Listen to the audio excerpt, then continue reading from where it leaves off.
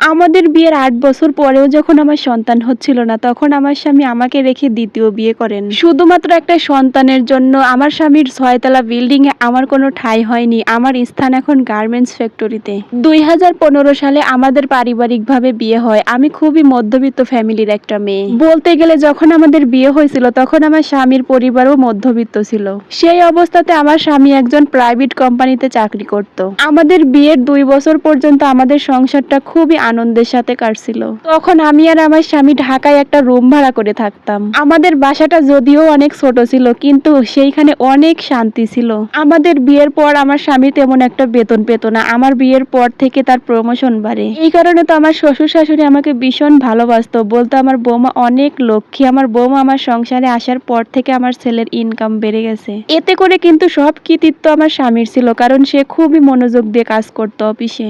এর মধ্যেই হঠাৎ করে আমার স্বামী বাহিরের দেশের একটা ডিলারি পায়, আর তখন সেইখান থেকে আমার স্বামী অনেক টাকা ইনকাম করে। আমার স্বামীর ছোটবেলা থেকেই নাকি স্বপ্ন ছিল সে ঢাকায় এক টুকরো হলেও জমি করবে, আর তার কাছে যেহেতু এখন কিছু পরিমাণ টাকা আছে, এই জন্য সে জমি কেনার জন্য ঝুঁকিয়ে পড়ে। বিভিন্ন জায়গায় বিভিন্ন রকম জমি জমা দেখার পর আমার স্বামীর একটা জায়গা খুবই পছন্দ হয় এবং সেই জায়গাটা সে কিনে নেয়। আমার স্বামী ঢাকায় জমি কেনার পর অনেক টাকা ঋণ হয়ে যায়। এরপর আমাকে বলে আমি যেন আমার বাবার বাড়ির থেকে তাকে ১০ লক্ষ টাকা এনে দিই। কিন্তু সেই মুহূর্তে আমার বাবা মার ১ লক্ষ টাকা বের করারও সামর্থ্য ছিল না, কারণ আমি প্রথমেই বলেছিলাম আমি খুবই মধ্যবিত্ত ফ্যামিলির একটা মেয়ে। তখন আমার ভাইয়েরাও ইনকাম করতো না। এরপরেও আমি আমার বাবা মায়ের কাছে টাকা চেয়েছিলাম, কিন্তু তারা কোথা থেকে দিবে, তাদের কাছে তো টাকা নেই। কিন্তু সেই মুহূর্তে আমার স্বামী আমার সাথে ভীষণ খারাপ ব্যবহার করে। সে আমাকে বলে তার বাড়িতে যদি আমি থাকি তাহলে আমাকে ১০ লক্ষ টাকা এনে দিতে হবে, না হলে তার বাড়িতে আমার জায়গা হবে না। এভাবেই আমাদের বিয়ের ৩-৪ বছর কেটে যায়। এর মধ্যে আমাদের ঘরে একটাও সন্তান আসেনি। আমরা তো প্রায় ২ বছর যাবত ধরে চেষ্টা করছি সন্তান নেওয়ার জন্য, কিন্তু আমাদের তো বাচ্চা হচ্ছেই না।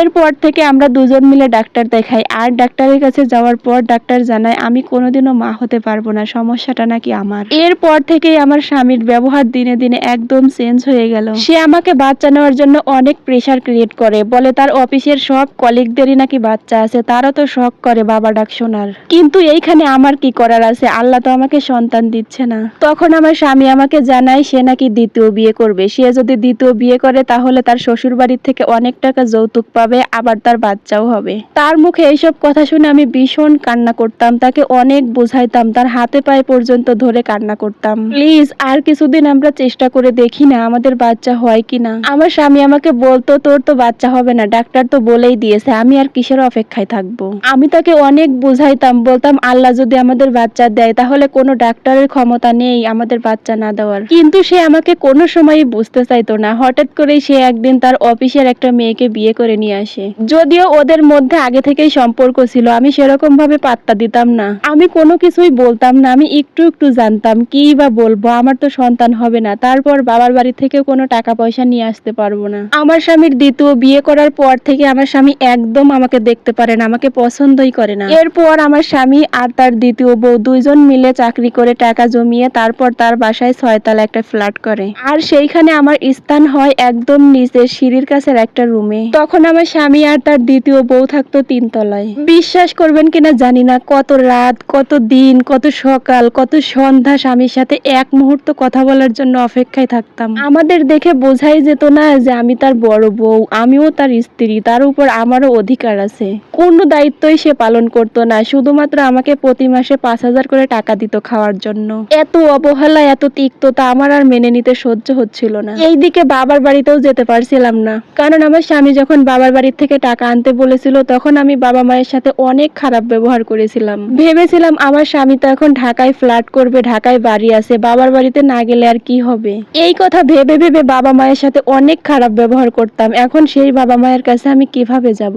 যদিও আমার বাবা মা, ভাই বোন কেউই আমাদের বাড়িতে আসে না, মাঝে মধ্যে একটু একটু ফোনে কথা হয় আর কি। এত অবহেলা, এত তিক্ততা, এত অভিমান আমার আর সহ্য হচ্ছিল না। আমি কিসের অধিকারে থাকবো এইখানে? যার উপর আমার অধিকার সেই তো আমার নেই। এভাবে তাদের বিয়ের ২ বছর কেটে যায়। তারপর তাদের ঘরে ফুটফুটে একটা কন্যা সন্তানের জন্ম হয়, আর তাদের সন্তান হওয়ার পর থেকে যেন তাদের সংসারে সুখের শান্তিতে আরো ভরে যায়। যদিও এইগুলো দেখে আমার তেমন একটা ভালো লাগতো না, কেমন জানি হিংসা লাগতো। আসলে আমি বলে বোঝাতে পারবো না, আমার ভালোও লাগতো আবার ভীষণ খারাপ লাগতো তাদের দেখে। এভাবেই অবহেলায় আর তিক্ততায় আমাদের জীবন কাটছিল। হঠাৎ করে একদিন তার ছোট বউ এসে বলে এই এই বাসা নাকি আমাকে ছেড়ে দিতে হবে, কারণ তার বউ এখন আর চাকরি করতে পারে না, এই বাসাটা নাকি এখন ভাড়া দেওয়া হবে।